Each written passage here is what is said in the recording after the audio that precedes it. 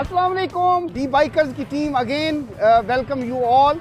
और आज हम एक्सप्लोर करेंगे बहावलपुर की सराउंडिंग का एरिया, क्योंकि बहावलपुर तो मैनी टाइम हमने आपको दिखा दिया। और क्योंकि डिस्कवर पाकिस्तान दिखाता है जो हिडन साइट्स हैं, हिडन सीक्रेट्स ऑफ पाकिस्तान दिखाता है, तो आज हम बहावलपुर की सराउंडिंग्स में जो तारीख़ी जगह हैं वो दिखाएंगे।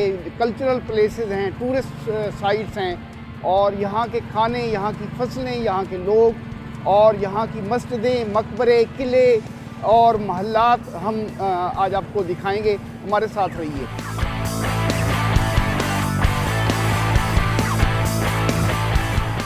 इस वक्त हम पहुँच चुके हैं खानका शरीफ, और ये बहावलपुर और अहमदपुर के दरमियान एक छोटा सा टाउन है और बहुत खूबसूरत है। और इसकी वजह शोहरत यहाँ हज़रत मोहकिमुद्दीन सिरानी का मज़ार है। बहुत बड़ी हस्ती यहाँ गुज़रे, उनका पुरनूर जो मकबरा है उसको हम विज़िट करेंगे और थोड़ी हिस्ट्री में भी जाएंगे बैक कि उनकी क्या खिदमात हैं और यहाँ कैसे उन्होंने क़याम किया, और इनको सिरानी क्यों कहा जाता है, इसकी वजह क्या है, ये आज हम जानेंगे।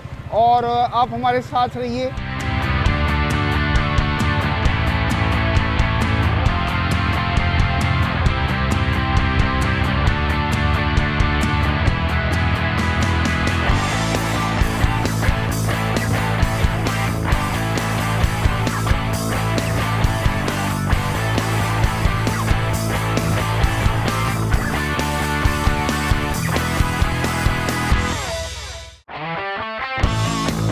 अवैस साहब ने इतना पुरतकल्लुफ़ खाने का एहतमाम किया और इतनी सारी डिशेज़ ये इस इलाके की और ख़ास तौर पे इनके डेरे की, इनके घर की, इनके ख़ानदान की ये रिवायत है। मेहमान नवाज़ी ही इनकी पहचान है और बड़ा अच्छा लग रहा है इनके साथ खाना खाते हुए।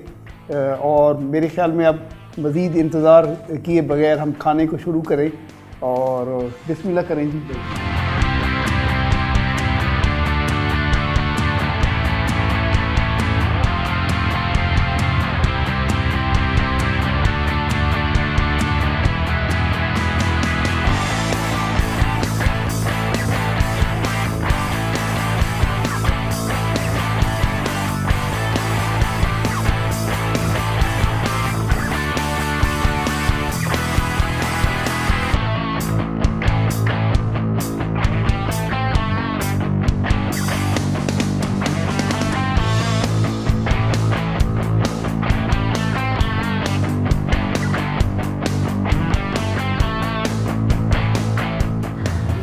लोग जितने भी ज़ियारत करने आते हैं उनकी कोशिश होती है कि जब वो मन्नत मांगें तो वो फिर जब उनकी मन्नत कबूल हो तो वो चादर आके चढ़ाते हैं और अपनी खुशी का इज़हार करते हैं, दुआएं मांगते हैं।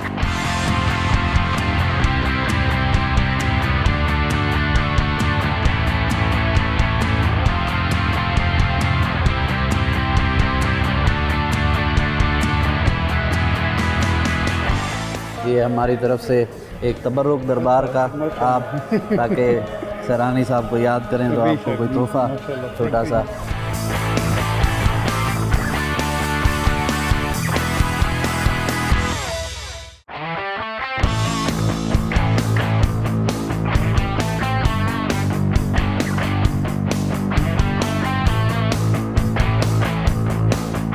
ये दरबार शरीफ के अंदर के कौन कहाँ किसकी तदफीन हुई है वो सब यहाँ मौजूद है।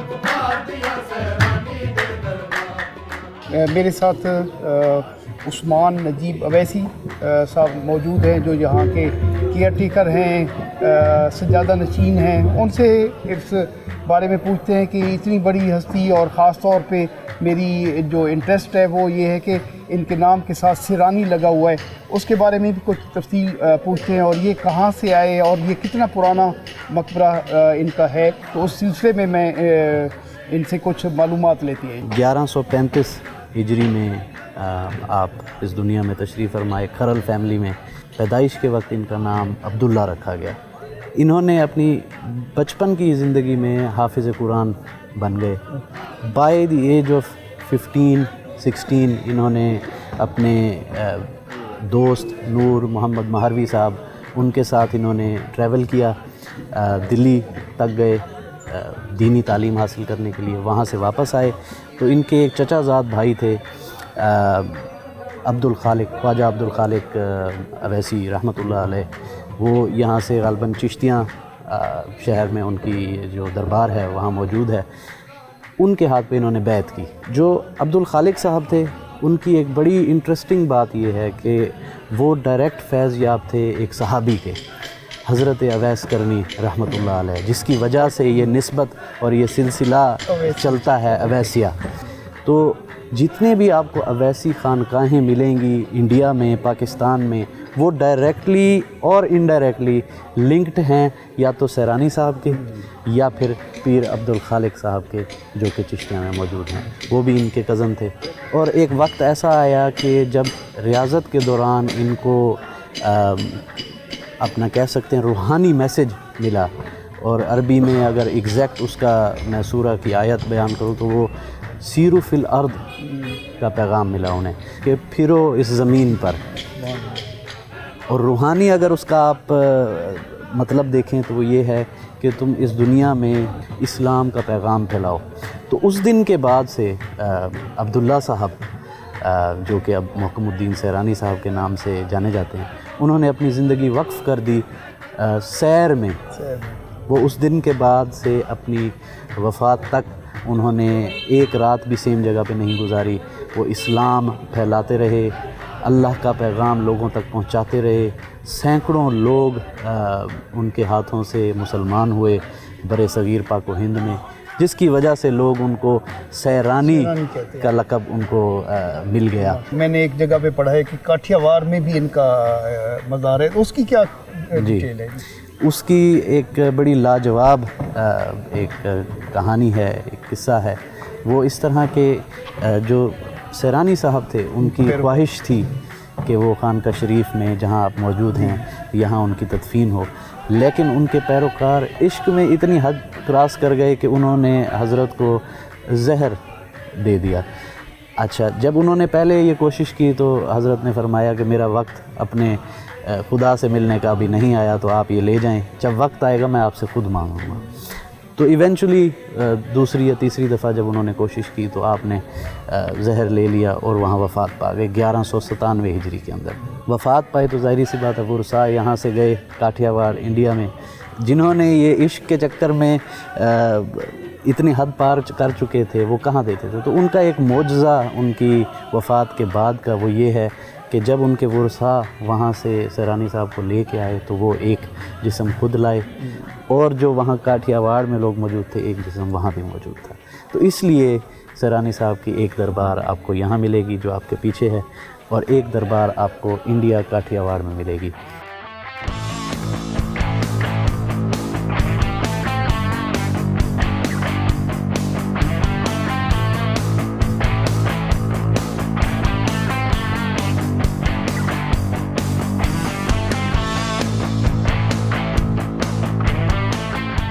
जी, इस वक्त हम खानका शरीफ में हैं और हमने ख्वाजा मोहकमुद्दीन सैरानी रहमतुल्लाह अलैह के मज़ार से हाज़री दी, और बाज़ार में काफ़ी पुरौनक बाज़ार है, और नियर बाई जो टाउन्स हैं उनके लोग भी यहाँ आते हैं और मज़ार पे हाज़री भी देते हैं, दुआ भी करते हैं, फातिहा करते हैं।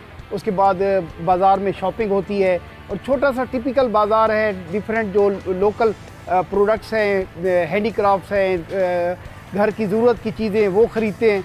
और यहाँ एक बड़ी हमें अट्रैक्शन हुई कि ये एक फ़कीरा टी हाउस है बाबा फ़कीरा के नाम से, और ये कोई more than 60 ईयर ओल्ड ये आउटलेट है, और यहाँ ही से उन्होंने काम शुरू किया। और बड़ी चीज़ जो आपके लिए बड़ी इंटरेस्टिंग और अमेजिंग होगी वो ये है कि तकरीबन 4 मन दूध से ज़्यादा दूध ये डेली चाय में इस्तेमाल होता है। देखें पाकिस्तानी कौम जो है ना कितनी चाय पीती है, और 4 मन से ज़्यादा दूध की चाय बनती है, और एक छोटे से कस्बे में। और चाय भी हम टेस्ट करते हैं, डेफिनेटली इसकी तारीफ़ बड़ी है, और बहुत सारे लोग बड़े दूर दूर से चाय पीने आते हैं। इनसे पूछेंगे कि चाय में कुछ चीज़ मिलाते हैं, क्या करते हैं, इतना टेस्ट कहाँ से बन जाता है, और इतनी दूर से लोग आते हैं, और 60 साल से एक काम जारी है, और डेफिनेटली उसमें खालिस दूध ही सबसे बड़ा आंसर होगा जिससे चाय का टेस्ट बनता है।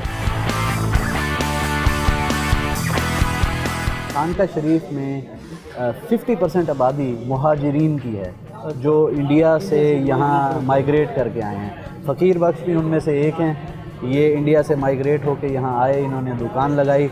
आज से अब 1947-48 में ये आए और 60 साल हो गए इनको ये दुकान चलाते हुए। अल्हम्दुलिल्लाह अल्लाह ने इनके ऊपर रहम फरमाया है, इनकी अच्छी रोज़ी लगी हुई है। इनकी चाय पिएँ और लुत्फ़ उठाएँ।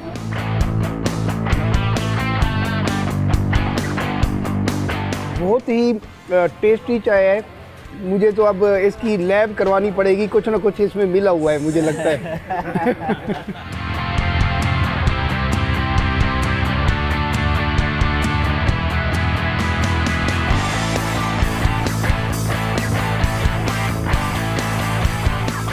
हमारे साथ यहाँ के सजादा नशीन और केयर टेकर और हमारे होस्ट आज के उस्मान अवैसी साहब मौजूद हैं, और मैं डिस्कवर पाकिस्तान के तवज्जुह से कुछ चीज़ें जो है ना इन्होंने हमें ज़ियारत कराने लगे हैं। ये हज़रत ख्वाजा मुहकमुद्दीन सैरानी रहमतुल्लाह अलैह के इस्तेमाल की चीज़ें हैं, और मेरे ख़्याल में बड़ी तकद्दुस वाली है, और बहुत सारे लोगों ने इनकी ज़ियारत नहीं की होगी, और मैं इनको आप तक दिखाता हूँ। उनके इस्तेमाल की जो चीज़ें थी वो आज हम आपसे शेयर करने लगे हैं। जी थैंक यू जी।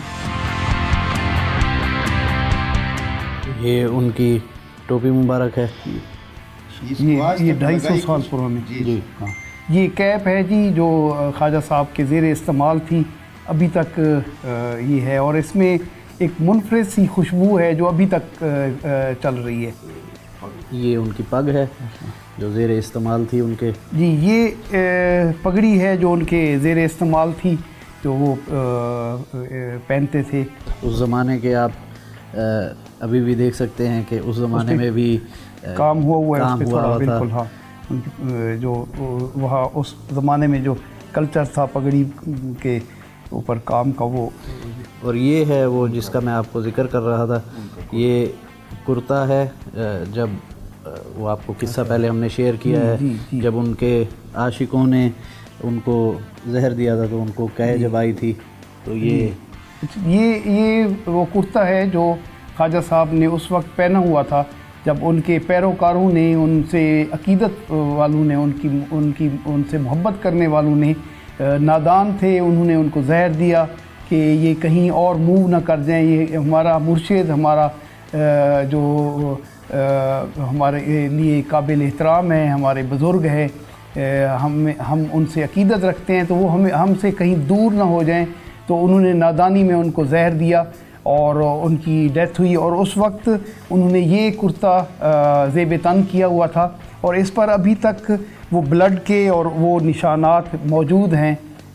तकरीबन 250 साल हो चुके इसको, तो वो अभी ये भी देखे जा सकते हैं कि उस हालत में उनको जो उसकी ब्लड की, खून की कै आई, तो उसके दाग भी उस कुर्ते पर देखे जा सकते हैं।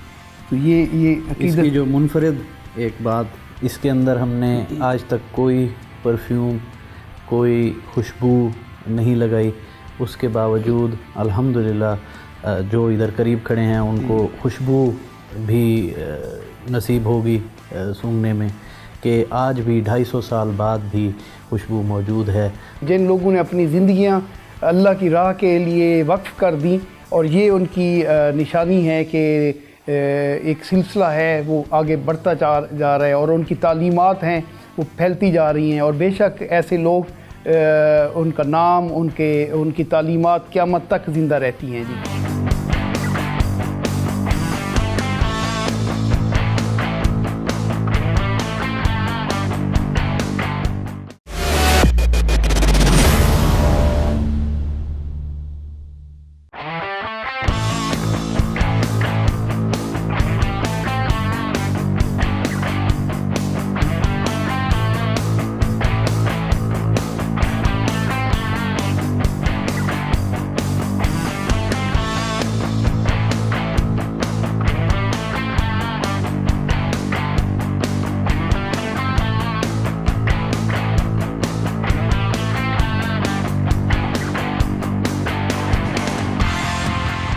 जी इस वक्त हम सुई विहार पहुंचे हुए हैं। ये बहावलपुर से कोई तकरीबन 30 किलोमीटर पे गुलन हट्टी एक स्टॉप आता है खानका शरीफ के करीब।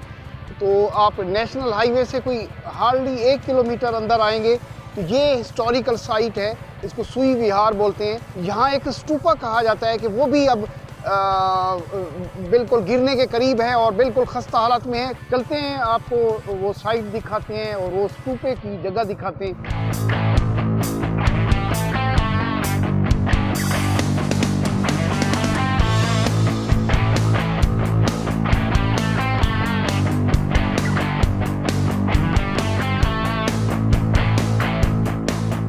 जी इस वक्त डी बाइकर्स की टीम सुई विहार पहुंची हुई है और ये रोइन साइट है और ये खंडरात में अब बदल चुकी है। और कहा जाता है कि हिस्ट्री में कि ये कब्ल मसीह की साइट है। और ये अब मेरी बैक पे एक देख रहे हैं, ये बुद्धिस्ट स्तूपा था और काफ़ी तकरीबन कुछ 40 फुट चौड़ाई में सर्कल में ये स्तूपा था और ये पुख्ता ईंटों से तामीर किया गया था। वक्त के साथ साथ ईंटें चुरा ली गई और ट्रेजर हंटर्स ने इसको नुकसान पहुंचाया और जो मिट्टी का एक बाकी अब ये एक ढेर अब बन चुका है और एक गुंबद है जो अभी वक्त के साथ साथ डिमोलिश होता जा रहा है और आने वाले वक्तों में एक मिट्टी के ढेर में बदल जाएगा। और ये सदियों अपनी कहानी सोए हुए ये एक गुंबद अब खड़ा हुआ है और मेरे ख्याल में ये चीख रहा है, हमें फरियाद कर रहा है कि मेरी तरफ तवज्जो दी जाए और गवर्नमेंट और जो रेलेवेंट डिपार्टमेंट हैं मेरे ख्याल में इस तरफ तवज्जो दें और हमें अपने सकाफती विरसे की हिफाजत करनी चाहिए। जो हिस्ट्री के तालिब इल्म हैं उनके लिए भी एक क्वेश्चन है कि इसका खोज लगाएं कि इससे जुड़ी हुई तारीख क्या है। चलते हैं जी अपनी नेक्स्ट डेस्टिनेशन की तरफ।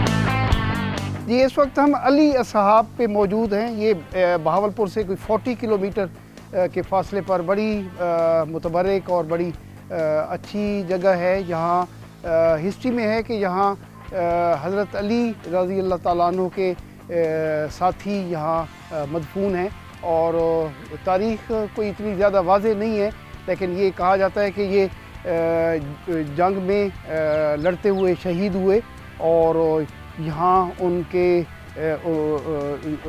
वो जब आए तो उनके कटे हुए सर थे और उनको जब रोका गया तो वो फिर रुक गए और वहाँ गिर पड़े और उसी जगह पे उनको दफन किया गया। ये 7 सहाबा कराम कहा जाता है और एक उनका जो फॉलोअर था, एक साथी था उनका, तो वो ये टोटल 7 सहाबा और एक उनका खिदमतगार था, तो 8 के कब्रें हैं। यहाँ ज़ायरीन की बड़ी तादाद यहाँ आती है और अपनी मन्नतें मुरादें वो यहाँ पूरी करते हैं। चलते हैं जी, इनको जो मदफून है दुआ भी करते हैं।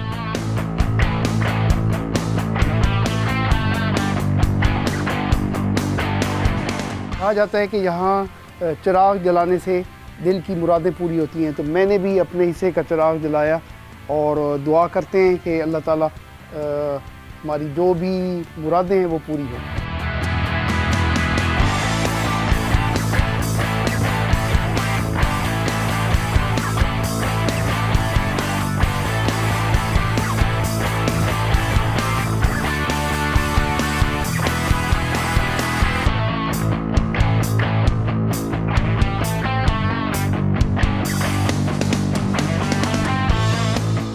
कहा जाता है कि ये 7 सहाबा कराम थे और हज़रत अली रज़ी अल्लाह ताला अन्हु के करीबी साथियों में से थे जो यहाँ शहीद हुए और यहाँ मदफून हुए।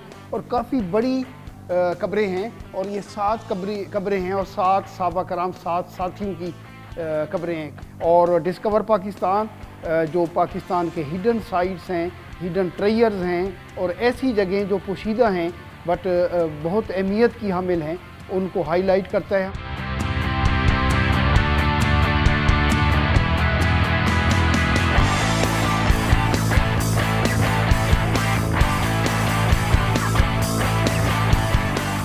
लोगों की अकीदत और यहाँ के जो मकामी लोग हैं, यहाँ के केयर टेकर, उनके बकौल ये दरख्त है और इसकी जड़ें हैं। और जो कमज़ोर बच्चे हैं वो यहाँ से अगर उसको 7 दफ़ा गुजारा जाए तो वो सेहतमंद हो जाते हैं। बेशक अल्लाह ताला की ज़ात बड़ी है, अल्लाह ताला सब कुछ, सब दुआएं पूरी करने वाली ज़ात है, लेकिन बुज़ुर्गों के वसीले होते हैं और इस हवाले से लोग आते हैं, दुखी लोग, परेशान लोग, तकलीफ़ ज़दा लोग आते हैं और यहाँ नेक लोगों की इन जगहों पे आके अपने मुरादें पूरी करने के लिए दुआ गो होते हैं।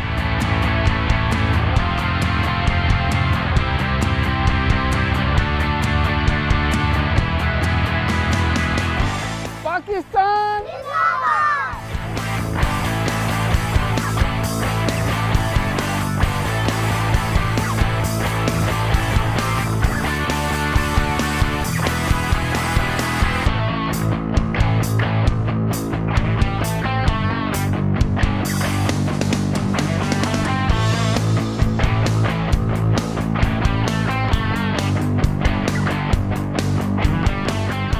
जी। डी बाइकर्स की टीम इस वक्त समरसट्टा पहुंची हुई है। समरसट्टा काफ़ी तारीखी शहर है और इस हवाले से कि यहाँ रेलवे का बहुत बड़ा जंक्शन और रियासत बहावलपुर का ये एक तरह से रेलवे का हेडक्वार्टर भी होता था।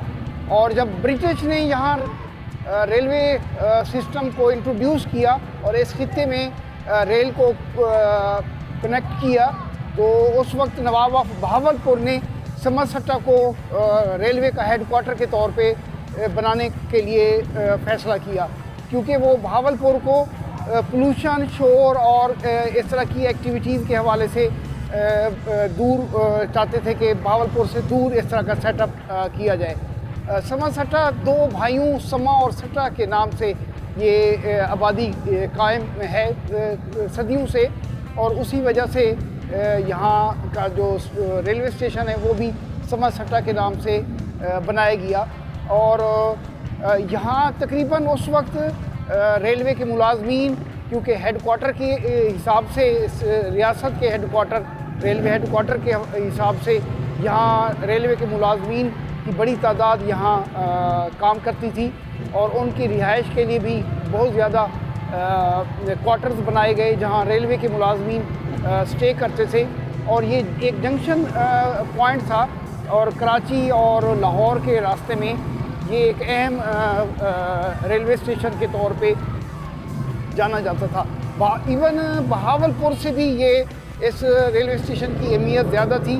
और जंक्शन के हवाले से कहें कि 1945 में नवाब बहावलपुर ने डिसाइड किया कि इसको समरसट्टा को, ख़ास तौर पे रियासत बहावलपुर को न्यू दिल्ली के साथ भी कनेक्ट किया जाए। तो फिर उन्होंने समरसट्टा से ही अमरोका और बहावलनगर और अमरोका के ज़रिए न्यू दिल्ली तक, राजस्थान और न्यू दिल्ली तक का ये रेलवे का ट्रैक भी उन्होंने स्टार्ट किया। और इस हवाले से ये पूरी बेल्ट जो बहावलनगर और ये चोलिस्तान के एरिए की थी, तो वो रेलवे नेटवर्क होने की वजह से काफ़ी डेवलप हुई। क्योंकि यहाँ रोड काफ़ी दूर थे या सड़कें थी ही नहीं, तो रेलवे ने एक बड़ा इफ़ेक्टिव रोल अदा किया इस इलाके की डेवलपमेंट के हवाले से।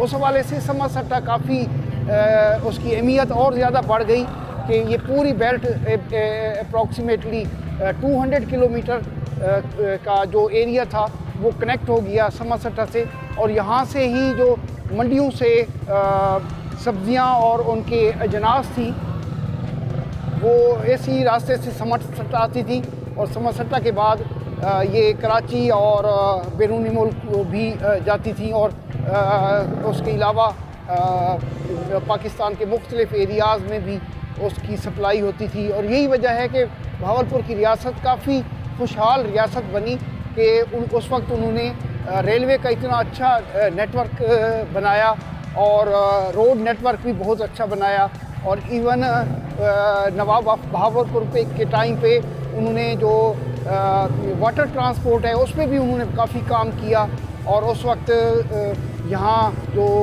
बैरी बोट्स थी और शिप थे वो भी चलते थे, और उसके ज़रिए भी नकल हमल का काम होता था, और काफ़ी सारी चीज़ें एक शहर से दूसरे शहर तक मुंतकिल होती थी। और यही मेरे ख़्याल में बहावलपुर की एक अमीर रियासत बनने में भी एक अहम किरदार था कि वहाँ यहाँ रोड्स का, सड़कों का और जो कैनाल्स का की ट्रांसपोर्ट सिस्टम था उसको इन्होंने बेहतर बनाया, और खुशहाली आई, और लोगों की जो फसलें थी, उनकी अजनास थी, उनके फ्रूट्स थे, उनकी सब्जियां थी, वो टाइम पे मंडियों तक पहुंची और लोग खुशहाल हुए।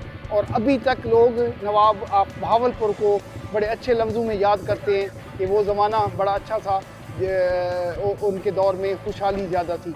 अभी हम समरसट्टा पहुँचे हुए हैं। समरसट्टा रेलवे स्टेशन बहुत ही प्यारा है। अगर आपको इसको फर्स्ट लुक में देखें तो आपको लगेगा कि ये कोई मस्जिद है या ये कोई मज़ार है, मकबरा है, क्योंकि डोम के हिसाब से बनाया गया, और ये एक इस्लामिक टच इसको दी गई। और जो नवाब ऑफ बहावलपुर का एक स्टाइल था, जो उनकी एक ख़ास ट्रेडिशनल बिल्डिंग्स का स्टाइल है, वो आपको हर जगह मिलेगा। वो स्टेशन में मिलेगा, वो गेस्ट हाउसेस में मिलेगा, उनके पैलेसेस में मिलेगा, उनकी जो हवेलियां हैं, उनके जो सराय हैं, इस तरह की जगहों में उनका एक ख़ास टच मिलेगा जो ये अब्बासी हुक्मरानों का था। और अभी चलते हैं, हम स्टेशन को विज़िट करते हैं, और हमें यहाँ समरसट्टा से जो हमारे बाइकर्स हैं उन्होंने भी हमें ज्वाइन किया, और ख़ास तौर पे हमारे यंग जो बाइकर हैं हैदर ने भी हमें ज्वाइन किया, और ये हमारा यंग टैलेंट है पाकिस्तान का। और आप फ्यूचर में इसको मोटो क्रॉस में आप इसका नाम आप देखेंगे इंशाल्लाह, और पाकिस्तान से बाहर भी ये नौजवान हमारा जो टैलेंट है ये पाकिस्तान का नाम रोशन करेगा।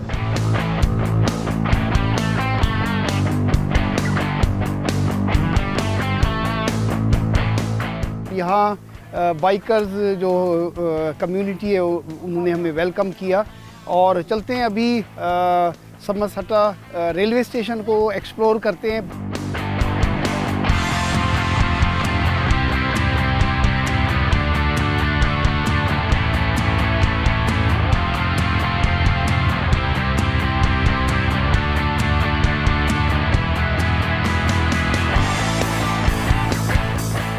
ये इस वक्त हम समरसट्टा रेलवे स्टेशन पे हैं, और आप बैक पे भी इसका एक स्टेशन का पोर्शन देख रहे हैं। ये अभी अबैंडन्ड हुआ है, और कुछ तो गुमान होता है कि शायद ये मस्जिद है या कोई बड़ा सा कोई मकबरा है किसी बड़े से कोई पीर का, लेकिन ऐसा हरगिज़ नहीं है। ये रेलवे स्टेशन का ही ये एक पार्ट है। तो इसका दूसरा पार्ट भी इसी तरह की कंस्ट्रक्शन की गई।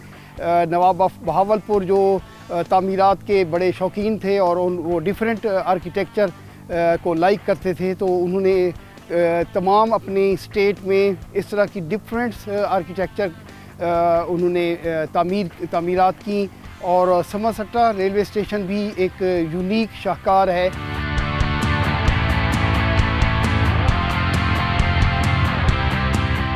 लगता है कि मेरे पीछे ट्रेन भी एक आ रही है। अगर ये पैसेंजर ट्रेन है तो इस पे जाते हैं और बाइक को बाय बाय करते हैं। Bye bye.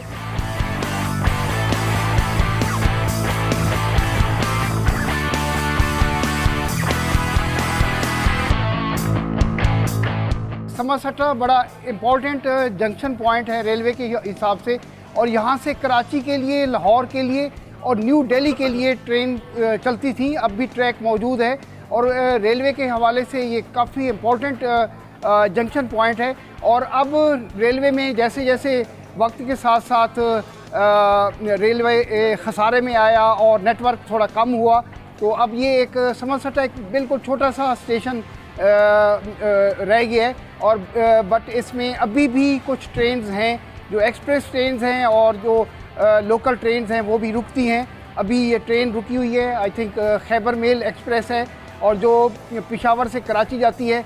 हम तो बाय बाय करते हैं जी, कराची चलते हैं, bye bye.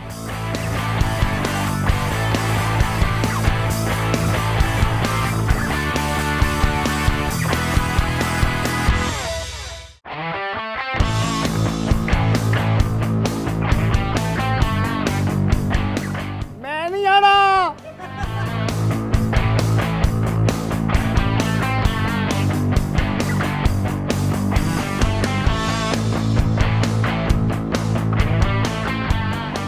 Bye bye bye bye.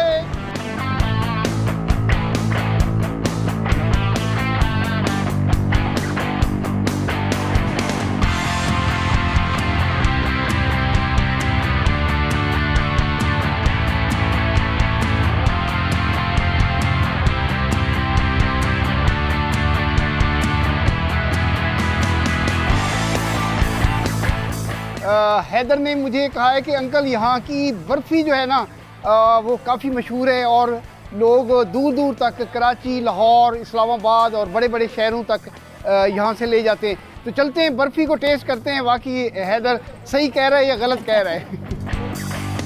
जी अस्सलाम वालेकुम। अस्सलाम वालेकुम जी। आपकी बड़ी बर्फ़ी की बड़ी तारीफ़ सुनी है जी, ये बड़ी दूर दूर तक लोग इसको ले जाते हैं।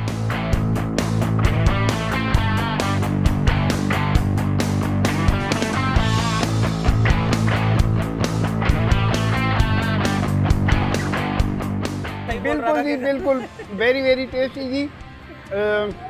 इसमें तो मीठा भी कम है और लगता है खालिस दूध से बनाई गई है ये, और बहुत मज़ेदार है। और मेरा दिल करता है मैं पूरा ट्रे खा जाऊँ आज, इतनी मज़ेदार है जी। और आप भी जब समरसटा आएँ, यहाँ की जो ताज स्वीट की बर्फ़ी ज़रूर टेस्ट कीजिएगा। आपने एमनाबाद की और खुशाब की और बहुत सारी और जगहों की बर्फ़ी टेस्ट की होगी, लेकिन इसका जो टेस्ट है ना वो अमेजिंग जी। मेरा दिल करता है मैं थोड़ी सी और भी खाऊं, बट मैं अपने घर के लिए, अपने दोस्तों के लिए भी थोड़ी सी पैक कराऊंगा। थोड़ी सी पैक भी कर दें, थोड़ी सी टेस्ट भी कराएं, क्योंकि मुफ्त बरी का और मज़ा होता है।